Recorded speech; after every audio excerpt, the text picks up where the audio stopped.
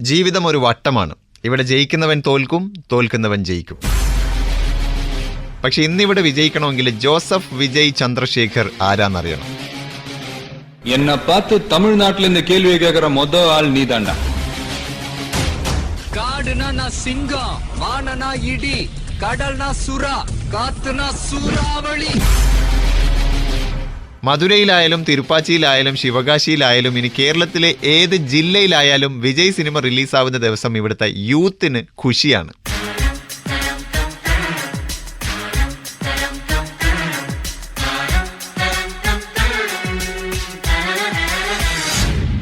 തമിഴനാണെങ്കിലും അഴകിയ തമിഴ് മകനാണെങ്കിലും കേരളത്തിലെ ഫ്രണ്ട്സിന് വിജയ് ഒരു നൻപനാണ്.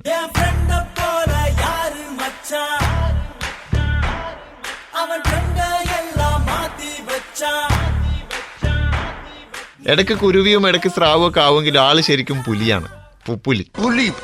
പുലിടാ. ചിലപ്പോ കത്തിയെടുക്കും, ചിലപ്പോ വില്ലെടുക്കും, ചിലപ്പോ തുപ്പാക്കിയെടുക്കും. പക്ഷെ ആള് പോക്കിരിയൊന്നുമല്ല. എന്നെ പൊറുത്ത വരയ്ക്കും ഉലകത്തില് വാഴ ഒവ്വൊരുത്തനുക്കും മുഖ്യமான தேவை தைரியம். எதிரில ட்ரெயின் இல்ல, எது வந்தாலும் எதிர்த்து நிக்கணும். அதான் தைரியம். சாவு நினைச்சா வரும், சாதனை ஜெயிச்சாதான் வரும். ജയിക്കണം. ഇതുപോലുള്ള ഡയലോഗുകളിലൂടെ നമ്മൾ ഒരുപാട് കാര്യങ്ങൾ പഠിപ്പിച്ചത് വിജയാണ്. പ്രശ്നങ്ങളില്ലാത്ത മനുഷ്യനും ഇല്ല, പ്രശ്നങ്ങളില്ലാത്തവൻ മനുഷ്യനും അല്ല എന്ന് പഠിപ്പിച്ചതും, വിശപ്പ് മാറിയിട്ടും നമ്മൾ കഴിക്കുന്ന ഓരോ ഇഡ്ലിയും മറ്റൊരാൾക്ക് അവകാശപ്പെട്ടതാണെന്ന് പഠിപ്പിച്ചതും വിജയാണ്. ഷാജഹാനെ പോലെ പ്രണയിക്കാനും, സച്ചിനെ പോലെ പെരുമാറാനും, വേലായുധത്തെ പോലെ പൊരുതാനും, വേട്ടക്കാരനെ പോലെ ഉന്നം വെക്കാനും, കാവലിനെ പോലെ കാക്കാനും പഠിപ്പിച്ചത് വിജയാണ്. എങ്കിലും എപ്പവും ഏതിനാലും കണ്ണിലെ നെരുപ്പോടെ, കയ്യിലെ മുറുക്കോടെ, നെഞ്ചിലെ ദില്ലോടെ ഒറ്റയാണിന് സമാളിക്കണം പാരേ.